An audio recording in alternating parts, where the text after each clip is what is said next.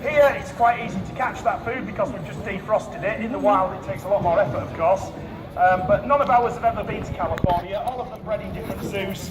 The 3 older animals bred here in Britain. Miguel, our youngster, bred in Barcelona Zoo. And they've never been fed a live fish either. So the fish here are very easy to catch.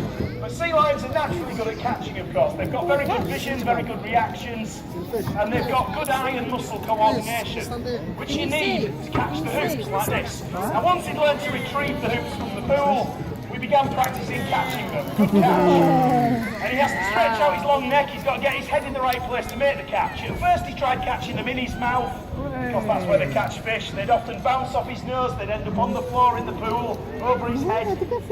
But now they all tend to end up over that long neck of his. If he gets this one, give him a clap. Well done. Yes, now, when you guys give him a round of applause like that, you're actually helping me to train him. He does respond. And that's because when you're clapping, I'm usually rewarding him at the same time. So after just a few times out here on the stage, he started to begin to respond whenever he heard that reaction. So it does help.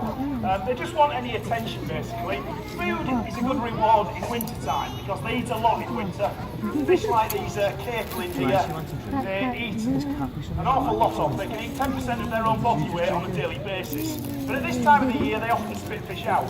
They often refuse to eat. Last August, he went for over a week without eating a single fish. No concern whatsoever, though. Because in the wild, they will go for up to 8 weeks without eating at all at this time of the year. It's their breeding season. The males stay on the beach to mate with the females in the hope of producing pups the next year.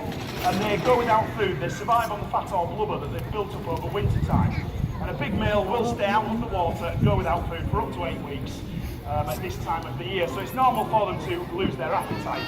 We offer them fish all the time, but they often refuse to eat it. And that is quite normal. But when they're not feeding on fish, when they're not wanting to eat, when they've got no appetite, they still want attention. So that's the other reward we use. And like a dog, they respond very well to that vocal praise, that pat on the back.